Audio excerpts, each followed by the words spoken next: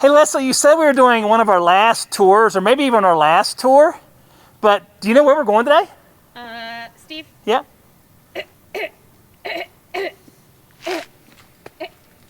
The lake? The pond? What are you saying? Down? Here? So we're going to North America? Yeah, we're going to tour some North America habitats. That's so cool. We haven't done that yet. That's neat. How's everybody doing today? It's so nice to see you today on this wonderful whatever day it is you're watching, because today is Wednesday, February 10th, and we're taping this episode for you. It's our boss's birthday. Curator Volta, happy birthday. So yeah, it's exciting. We thought we'd share one of our last spaces with you. We haven't done yet. So today on your Zoo Adventures, which is at Mondays and Wednesdays at 10 o'clock, we thought we'd take you on a tour. My name is Steve. Behind the camera is Leslie. Good morning, everybody. And it's always so nice to see you guys again today. There's folks answering questions behind the scenes, so ask those questions. Don't answer them because you've got to ask them anyway, whatever. And provide those comments too, and we'll be there to answer them as we move forward. Leslie, you ready to start our tour? Yeah! Let's go!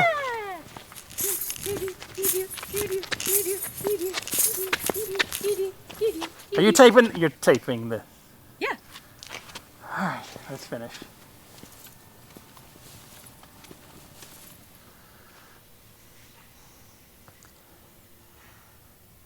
Huh. A little barking at each other a little bit. How about this for an amazing view of the Cougars here on our walking tour of North America today? Two Cougars, I should say, male and female, brother and sister. If you've seen some of our past episodes, you may have met both Heath and Olive here. That looks like Heath. Heath's a little bit bigger as a male. And I did say Cougars. You know what else I could have said? Let's see, what else could we have said? Puma. Puma we could have said. How about mountain lion? Could have said mountain lion. Anything else we could have said? Catamount. Catamount. Yeah, there's some amazing names for these guys, but they all describe the same cat. The largest North American cat. Look at those big paws. When you get over, let me step behind you, Leslie, and see what you're showing. So very curious cats. Leslie and I came down here. As I mentioned, this is a taped episode, a little later in the day. And the two cats are like, what are you guys doing here? The beautiful tail. Nice color. But the tail is used for balance when they're running or jumping. And wow, these cats can jump. Straight up in the air, maybe 20 feet. That's 2 basketball hoops, guys. That's 3 Steves. Plus 2 feet. And they can jump down maybe 20 feet. Balancing so well with that incredibly powerful tail. Excellent eyesight, good vision. Again, brother and sister, not a breeding pair, obviously, not a breeding pair. Are our 2 mountain lions, or our 2 Cougars, here's the North Carolina Zoo. It's fun to be able to share. If you haven't had a chance to see some of the past programs with the Cougars, check them out, because the enrichment that the keepers provide for these guys is really stunning. As a matter of fact, watch this up here. On the inside of the habitat, there are hooks, and they put balls inside the habitat, stuffed with meat and things, and the cats can jump from here up there, grab it, and pull it down. Amazing. They do some really cool stuff. And it's fun to see them checking things out here in North Carolina Zoo. So yeah, this is our first stop in our North American tour. Again, a taped episode. So we're there answering your questions. So shout out any you might have, any comments you might have. And we can't wait to show you some other animals of North America. Alrighty, friends. Showing you one of our smaller kind of spaces for some of our smaller animals. This space is all about the Carolina Sandhills Amphibians. It's inside over by the Alligator near the Cougar, but Leslie has an animal in that frame. She has an amphibian in that frame. She has a small amphibian there. Getting a little closer, a little closer, a little closer. Welcome to the southern toad. That's a southern toad. They love that loose soil, kind of sandy soil, so it's a great space for them here. And it's neat to explore and share some of the animals found in our backyard in North Carolina. The zoo located in Asheboro, North Carolina, right smack dab in the middle of the state. And these guys found in the sand hills. And I see another really cool animal in this space. Can you find it for them, Leslie? Look at this space. It's cool. It shows very well what the sand hills look like. It even represents some of the burn that happens. You see some of the burn scars on those trees in there? That happens in the sand hills. And if you're very patient and very observant and kind of lucky, you might find this snake. Leslie, you said this is one of your favorites. Who is this? This is an eastern hog nose. Eastern hog nose. Let's see if I can show why it's called a hog nose. All right. See what kind of skills you have. Yeah. There is an eastern and a western. The western, a little bit more common. Oh, great shot, Leslie. Can you see where they get that name, hog nose? It's kind of turned, ooh, wow. It's kind of turned up. The snout, the nose is kind of turned up. And these guys are really well known for a cool defense mechanism. Leslie, do you know their defense mechanism? Yeah, that's actually one of the reasons why they're my favorite snake. Is Oh, because no kidding. I call them the most dramatic snake in the world. They are dramatic. They are very dramatic. They play dead.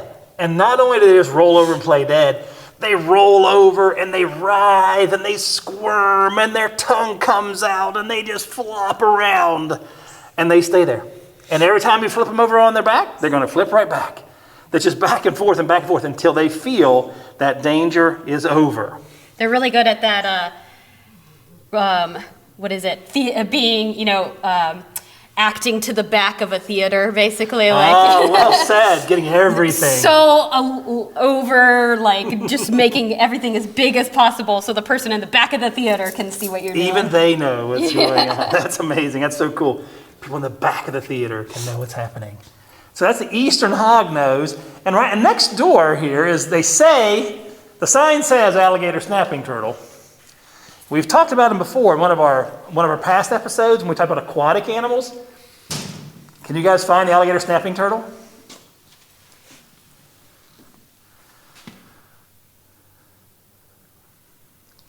I found him. He's a really big rock. And that's kind of what he looked like last time. And that's what you're going to find old Max, this big old alligator snapping turtle, doing wintertime, spring, summer, or fall. That's how they survive. They're very laid-back animals, and they're waiting for food to come to them. Remember, they have that little lure in their mouth, a tongue-like lure. They open their mouth up. Fish come in to catch that lure, that worm, and bam, get caught themselves for lunch. So you can see Max by the alligators in North America. Leslie, let's go see what else North America has to offer.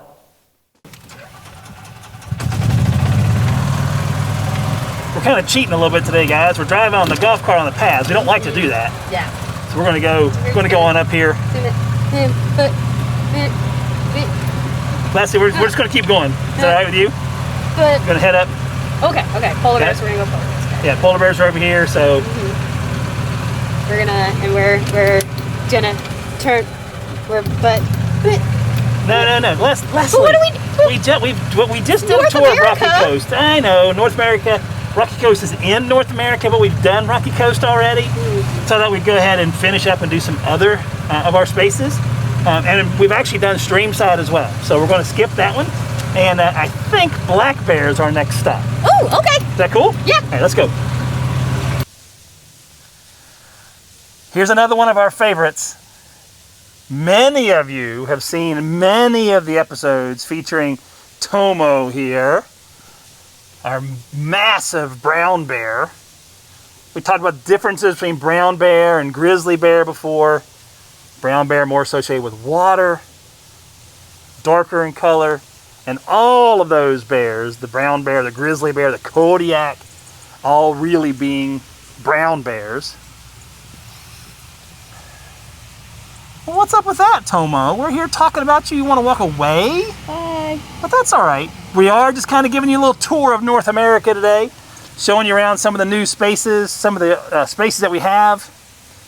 I don't know where you went. Maybe you'll come out the other side. And that's one of the challenges when you're at the zoo, huh? And when Leslie and I were figuring this out, we thought, let's just go do it. Just like we've done every other tour, let's just go do it and see what happens. And look what happened.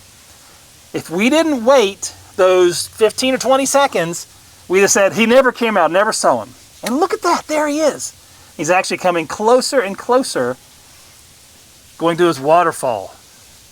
Do you guys remember building this new habitat for Tomo, for the brown bear? The glass that we're shooting through right now didn't exist before, and right underneath where Leslie is, that used to be water. The waterfall, however, has always been there, and as we've heard from the keepers several times, the waterfall and the water are some of Tomo's favorite places to be. So when you come visit the North Carolina Zoo and you're walking through North America, remember to take your time. Look around. The animals are there and present. You'll be able to find them. And Tomo is one you really don't want to miss. He's a good bear. Old bear. But doing really well. He's one of the bears that came here, unfortunately, because of challenges in their native spaces. They were being fed. They got habituated to people. People were feeding them. And that's a problem. So guys, do us a favor. Digital friends, don't feed the wildlife, because they can end up in some dangerous and precarious situations. Unfortunately, sometimes leading to the animal's death. Tomo, however, got a reprieve and came to the North Carolina Zoo. Visit him when you get a chance. Part of our tour still of the North America section of North Carolina Zoo. And check this out. Where'd we go? See if we can find them like our other ones. Very well camouflaged is this animal. Even though they can stand 2.5 feet tall at the shoulders, might be 3 or 4 feet long at the body, add another 1.5 feet for a tail. Look at this animal. Look at that pose. Friends, you're looking at one of the most endangered canines in the world. Found only in North Carolina is the American red wolf. Their numbers may be as low as 15 or 20, maybe even less than that in their native space. I spot another one. You see another one? Yeah. Look at you with your observation skills. Nice job. I'm being quiet so I don't make it move. But I'm not being quiet. True. So yeah, critically endangered species is the American red wolf, found only in northeastern North Carolina. Most of them are collared. They have a good idea where they are. And unfortunately, habitat loss, habitat restrictions, illegal hunting, poaching, car collisions for some. A big challenge. And when you're only numbering 15 or 20, maybe even less, any loss is dramatic. I'd say also mistaken identity, right? Yeah, that's a great point. They do look, oh, looky there. They look a lot like the coyote or the coyote. However, there is a silver lining here. There is something to look forwards on with the red wolf, American red wolf. And that's the fact that they are doing very well under human care across maybe, 40-ish different locations. They're part of the species survival plan, maintaining that population under human care.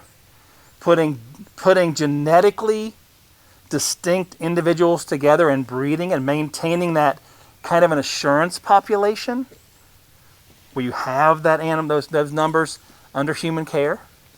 And when there's a wild place, maybe we can put them back one day.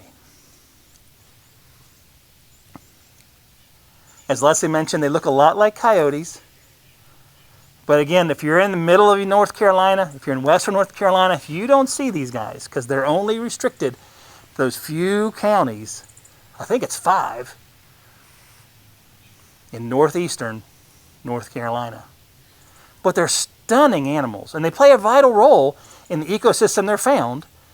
They're like an apex predator. Remember, we've heard that term before. Apex, that number one, that top predator in their habitat.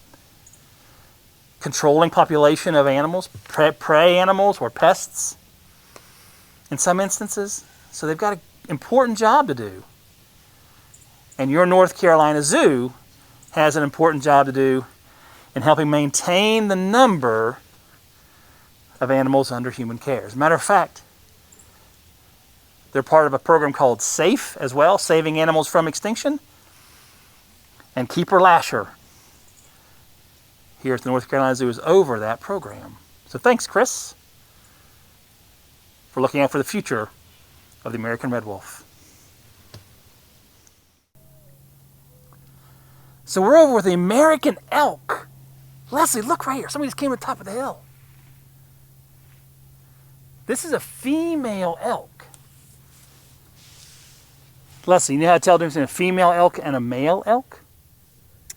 If my understanding is correct. Okay, what you got? Female elk do not grow antlers. Correct? Well played. Thank you. Nicely done. Because that's not true with every single type of animal that grows antlers. That is very true. Well said. But in the elk, and actually we're kind of going to the term wapiti for these guys. Native American term for this animal is the wapiti. What a great shot. Which means white-rumped. How about that? Can you show them the white rump, Leslie? I can see why. Pretty obvious in your shot there? Yeah. Look how majestic. And this is a female. We might get to see a male in a little bit. We'll look around and see if we can find one here in a little bit. Remember, we're taking on a little tour of North America today. We thought, let's go see if the bison and the wapiti are out. And lo and behold, we got to see some of the female wapiti. Here they are in the space. A large, cervid, deer-like animal. The females do not grow the antlers, as Leslie told us. The males do. That white rump is kind of indicative of the wapiti. And they've got these large splayed hooves. I bet you can't get that, can you really? No. So the hooves are kind of designed to help them walk on land and on the snow and ice to provide that traction. Because many wapiti are found in northern United States and up into Canada. So they need to be well adapted to some very specific weather conditions. North American wapiti, sometimes called the elk. Females.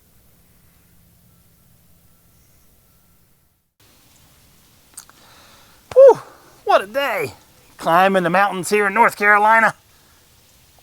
It's not really. No, it's like, what? Not really. But I am climbing the hill to see the bison and elk here at the North Carolina Zoo. Mm-hmm. Here is the bison.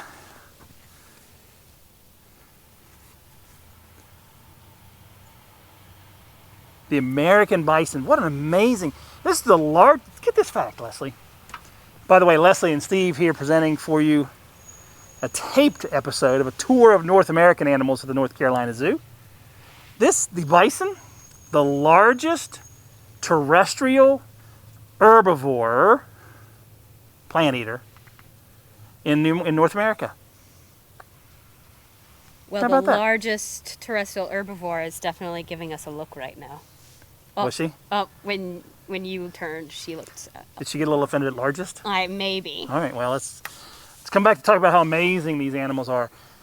used to be in herds of 50 million. I can't even imagine. Digital guests, imagine with me 50 million animals roaming the plains of the Midwest. 50 million animals. And unfortunately, just devastated, destroyed, decimated as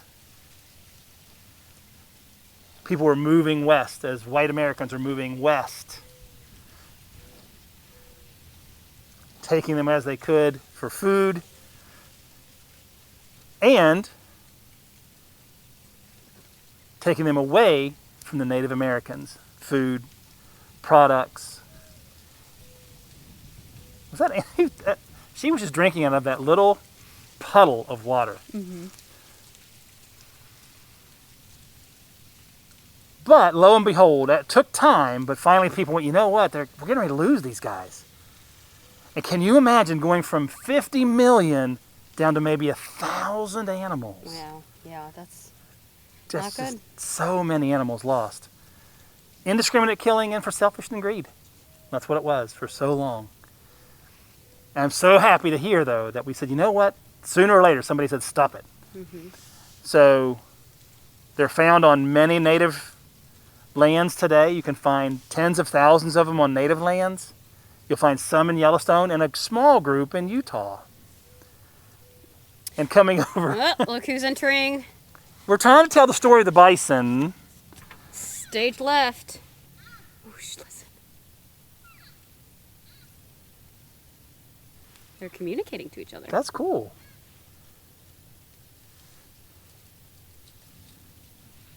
What a cool, like, squeaky toy noise. That was right? a squeaky toy noise. We met the female elk a minute ago. Is it a little playfulness, maybe? Mm-hmm. I don't know. And there you can see the antlers. Can you show them the antlers pretty well? You can see them pretty well in your shot. Those antlers made of bone for the elk, by the way.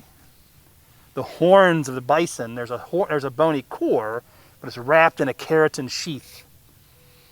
Which ones are shed? Antlers or horns? Which ones are shed every year? Antlers or horns? Digital friends, what's shed every year? Antlers, as you see on Tommy the Wapiti, or the horns of the bison? Well, here's one of my favorite facts. What do you got? Antlers are the fastest growing bone. Oh, man. Maybe that'll help. I like that. Yeah. So I am sure by now that our friends who are answering questions, and thank you very much for doing that, have said, good answer! To those of you that said that the wapiti grows antlers and the bison grow the horns. Got another nice shot of the horns coming with this one a little bit to the right. We've been so lucky to see these guys several times in the past, but you know what? On our tour of North America, we couldn't not show this. Is that okay to say it that way? Yeah, we got you. So the bison is who we're talking about first, but Tommy came up, so we'll wrap up this part of our North American tour as we speak. I'm so excited to be able to show you the Ocelot. Where are you going? No, Leslie, no. We've done the tour of desert already. So we're going to go show them the Ocelot. Remember? We talked about this. So, Ocelot, let's go. All right, let me go find it. Oh, Let me go find it. why are you running? You go to that habitat. I'm going to go to this one. I'll call you in a second.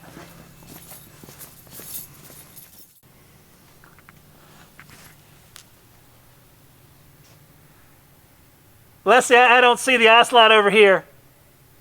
I'm trying to see. Well, I don't think I see it over here either. All right, well, let me come over there. Hold on a second. Okay. I don't see him in that habitat. So this is the other habitat for the Ocelot. So they have two here in North America. Oh, Leslie, did you see the door? Oh, yeah.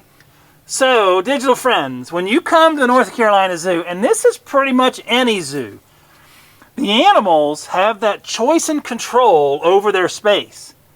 So on a day like today, where it's kind of cold, kind of misty, kind of rainy, the keepers are going to give the animal the choice to have control over their space. So on a day like today, the keepers are going to allow the animals to come and go from the front of the space or the back. That's one of the main reasons that I always say the best time to come to the zoo is the spring and the fall. Because a lot of times the animals are out because the temperatures and the weather are just perfect. In the wintertime, even though I like the winter, I love the winter. I like the cold. Not all animals do. And we want to make sure that we're doing right by the animals that are under our care. So we provide them choice and control over their space. Wintertime might be a little chilly, so they can go inside. Summertime, just like us, they like air conditioning too. Sometimes they're going to be off habitat, taking control of their own temperature, their own well-being. So keep that in mind when you're trying to decide when I want them to come to the zoo. What's the weather like? What's the day going to be like? For me, and the animals. Whew! How about that for a day, huh? And we end at the Honeybee Barn here at the North Carolina Zoo. But, Leslie? Yes? There's no bees. No. A little too cold for bees. But we thought, this is kind of the end of North America. Going to head to Junction after that. You've come all the way through from the North American entrance. And this is the last space. But it's really a fun space. When the bees are out and active, it's really cool to see some really interesting things to learn about bees. You can ride a bee. You can come in the skep. If you're not scared of the dark. Whoo! Echo, echo, echo. This is what an old hive used to look like. And when the beekeepers wanted to get the honey, they would knock the top of it off. And just pull the honey out. Skep. S-K-E-P, for those of you who like that kind of stuff. But out here, again, this is the honeybee habitat. We did want to share it with you, just so you guys get an idea of what's here. And it was a great place for us to end our tour of North America with you. Hope you enjoyed the tour. Thanks again to our folks that were answering questions. It was so awesome to have you guys here with us today. And thank you guys so much, our digital friends, for all the questions and comments you give us all the time. You're keeping us going, and we're so happy that you're part of the team. I think that's it, Leslie. What do you think? I think that sounds good. All right, so from your Zoo Adventures team today, Steve was in front of the camera, Leslie was behind. Thanks for hanging out with us. Stay safe, make those online reservations, and we'll see you soon at the zoo. Bye, y'all.